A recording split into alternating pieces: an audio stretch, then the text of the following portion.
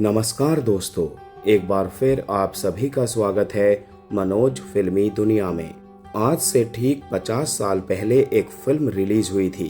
नाम था Sholay. Film release हुई तो 2-3 दिनों तक थिएटर खाली पड़े रहे। फिल्म से जुड़े लोगों ने मान लिया कि ये तो फ्लॉप हो गई, लेकिन एक हफ्ते में फिल्म ऐसी चल निकली कि 6 सालों तक सिनेमा घरों में लगी रही। फिल्म देखने वालों का ऐसा हुजूम आया कि टिकट मिलना भी मुश्किल हो गया। उस दौर में ब्लैक में इस कदर टिकटें बिकी कि टिकट ब्लैक करने वालों ने मुनाफे से घर खरीद लिए। कितने आदमी थे।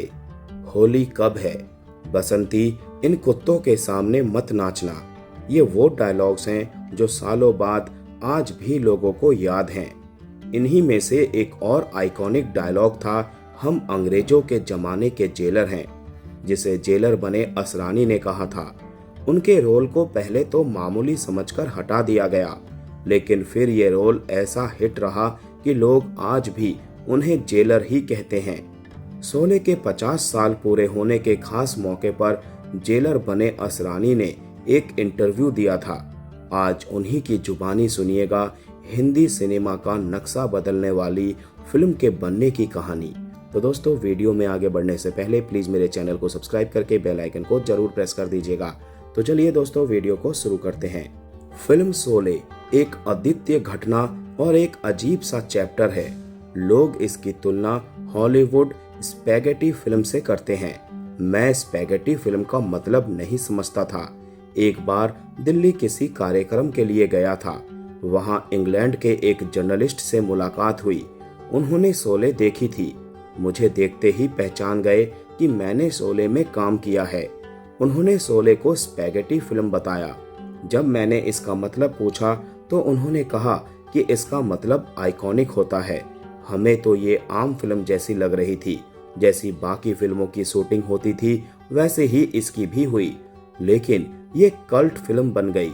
शोले मुंबई के एक थिएटर में लगातार 6 साल तक चली। बाकी जगह की हिस्ट्री तो सभी को मालूम है। राइटर जोड़ी सलीम जावेद ने फिल्म शोले लिखी थी। वैसे तो फिल्म में डाकू गब्बर सिंह का रोल अमजद खान ने निभाया था, लेकिन असरानी बताते हैं कि इस रोल को निभाने के लिए कई दिग्गज एक्टर्स के बीच होड़ मच गई थी, और ये बात भी किसी से छिपी नहीं है कि डैनी ने इस किरदार को ठुकरा दिया था। असरानी ने बताया, आपको यकीन नहीं होगा कि गब्बर सिंह का रोल पहले डैनी को ऑफर हुआ था। वो हमारे मित्र हैं और फिल्म इंस्टीट्यूट में मुझसे बहुत जूनियर थे।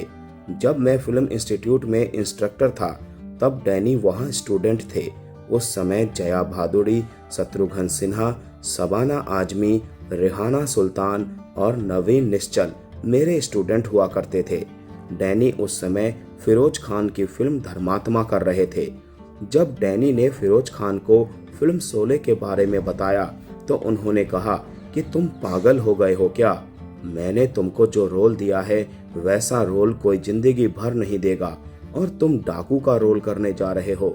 डैनी बहुत ही सीधे साधे इंसान हैं। फिरोज खान की बात सुनकर उन्होंने शोले का ऑफर ठुकरा दिया।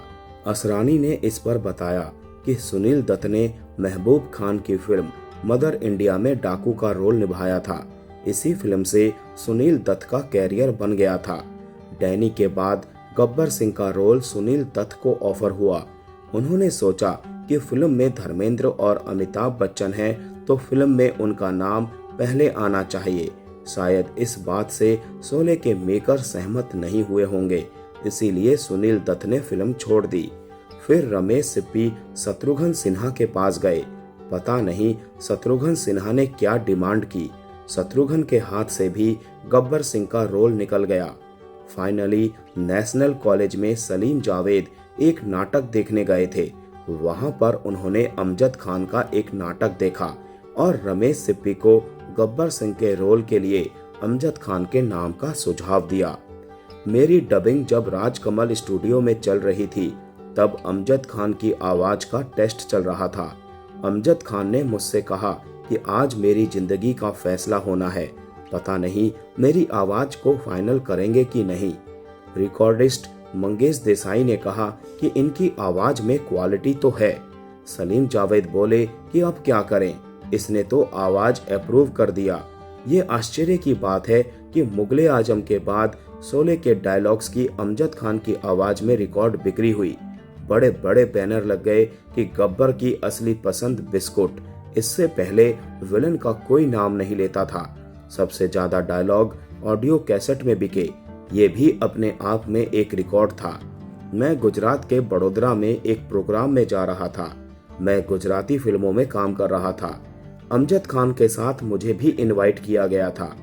अमजद खान का छोटा बच्चा भी साथ गया था। उसे प्यास लगी तो हम लोग रास्ते में एक छोटी सी दुकान पर कोल्ड ड्रिंक लेने उतरे।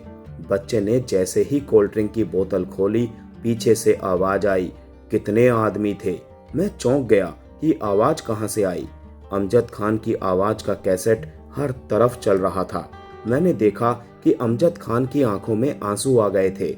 वो सोच रहे थे कि इसी आवाज को कभी लोगों ने रिजेक्ट कर दिया था। असरानी ने फिल्म में अपने रोल पर कहा, मुझे फिल्म के बारे में कुछ भी पता नहीं था। मुझे लगा कि प्रोड्यूसर डायरेक्टर एक रोल के लिए बुला रहे हैं। मैं मिलने गया तो रमेश सिप्पी के साथ सलीम जावेद भी मिले। जावेद साहब ने स्क्रिप्ट सुनाई कि अटेंशन, हम अंग्रेजों के जमाने के जेलर हैं। ये किरदार बेवकूफ है, लेकिन ऐसा लगता है कि दुनिया का सबसे समझदार आदमी यही है। मैंने सोचा कि ऐसा किरदार तो कभी नहीं निभाया। उन्होंने मुझे द्वितीय विश्व युद्ध के दौरान की एक किताब पढ़ने के लिए दी।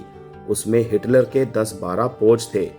उन्होंने बताया कि हिटलर पब्लिक के बीच आने से पहले अपने कमरे में फोटोग्राफर के साथ आर्मी की ड्रेस पहनकर रिहर्सल करता था। उसमें से 3-4 पोज मैंने पकड़े और किरदार में वैसा ही एटीट्यूड ले आया। फिल्म लंबी हो गई थी तो मेरे कुछ सीन काट दिए गए थे। नागपुर में एक जर्नलिस्ट ने वो सीन देखा और कहा कि ये सीन तो फिल्म की जान है। फिर बाद में मेरे सीन को जोड़ा गया। आज भी लोग मुझे इस किरदार की वजह से ही पहचानते हैं। मुझे लग गया था कि जावेद साहब ने जो पढ़कर सुनाया था, अगर उसमें गलती की तो डायरेक्टर तो मारेंगे ही, ये राइटर भी मारेंगे। शूटिंग शुरू होने से 10 दिन पहले तक मैंने डायलॉग की प्रैक्टिस की। मुझे अशोक कुमार की एक बात याद थी कि डायलॉग याद कर लेना, बाकी डायरेक्टर पर छोड़ देना, वो अपने हिसाब से काम निकलवा लेंगे। उसी हिसाब से मैंने शूटिंग पर जाने से पहले पूरी तैयारी कर ली थी। मुझे नहीं लगता कि जेलर के अलावा कोई और किरदार निभा सकता था। सब किरदार बहुत मुश्किल हैं। हाँ, एक किरदार ठाकुर के नौकर रामलाल का निभा सकता था। इस किरदार को सत्येन कप्पू ने निभाया था। हर आदमी ये सोच रहा था कि गब्बर सिंह का रोल मुझे मिलना चाहिए, जबकि ये संभव ही नहीं था। उस तरह की पर्सनैलिटी चाहिए थी। मेरी जैसी पर्सनैलिटी है उसके लिए जेलर का रोल ही सही था। जेल में अमिताभ बच्चन और धर्मेंद्र के साथ बहुत ही दिलचस्प सीन था। सिर्फ एक खबर मिली है कि जेल में सुरंग बन रही है जिसमें कैदी इन्वॉल्व हैं। मुझे उसका निरीक्षण करना था। उसमें राइटर ने हर कैदी का किरदार बताया है। ये बहुत कमाल की बात थी। बिना किसी डायलॉग के वो सीन बहुत अच्छा हुआ था। 15 अगस्त 1975 को जब फिल्म शोले रिलीज हुई तो शुरुआत में थिएटर खाली ही रहे। मेकर्स मानने लगे थे कि शायद ये फिल्म फ्लॉप हो गई। असरानी ने जब खाली थिएटर देखे तो वो काफी परेशान हो गए। अमजद खान भी काफी उदास थे, लेकिन किसे पता था कि यह फिल्म इतिहास रचने वाली है। इस पर असरानी ने कहा, मैं तो मुंबई के जुहू में रहता हूँ। वहाँ चंदन थिएटर में फिल्म शोले लगी थी। मैं फिल्म देखने गया तो 3 बजे के शो में पूरा थिएटर खाली था। मैं बहुत नर्वस हो गया, पूरी फिल्म नहीं देख पाया। मैं डिप्रेशन में आ गया कि ऐसा क्या हो गया कि लोग फिल्म देखने नहीं आए। एक दिन मैं महबूब स्टूडियो में एक फिल्म की शूटिंग कर रहा था। स्टूडियो के सामने ही अमजद खान का घर था। शूटिंग से थोड़ा समय मिला तो अमजद खान जी से मिलने चला गया। वो भी बहुत उदास थे। फिल्म ना चलने की वजह उनको भी समझ में नहीं आई। उन्होंने कहा कि लगता है बस हाथ से छूट गई। मुंबई के मिनर्वा थिएटर में फिल्म 70 mm पर्दे पर चल रही थी। आसपास के लोगों को सिक्के गिरने की आवाज सुनाई दे रही थी। ये फिल्म का ही सीन था, लेकिन लोगों को लग रहा था कि दर्शक फिल्म देखकर सिक्के फेंक रहे हैं। दर्शक थिएटर में आने लगे। मिनर्वा थिएटर में फिल्म तीसरे दिन ऐसी चली कि 6 साल तक नहीं उतरी। 3 साल तक एडवांस बुकिंग हो गई थी। कई लोगों ने ब्लैक में टिकट बेचकर फ्लैट खरीद लिए। असरानी कहते हैं कि मैं अभी जनवरी में कोटा के पास एक गांव में शूटिंग कर रहा था। सभी गांव वाले इकट्ठा हो गए। उनमें से एक 4 साल की छोटी सी बच्ची थी। प्रोड्यूसर ने बताया कि बच्ची और उसकी मां आपसे मिलना चाहती है। मुझे लगा कि 4 साल की छोटी सी बच्ची क्या किसी एक्टर को पहचानेगी, लेकिन वो बच्ची मुझे देखते ही बोली, वो असरानी जेलर। मुझे लगता है कि ये एक किरदार की जीत है। तो दोस्तों, आज का एपिसोड यहीं समाप्त करते हैं। मिलते हैं नेक्स्ट एपिसोड में। तब तक के लिए आप सभी को ta-ta bye bye, take care.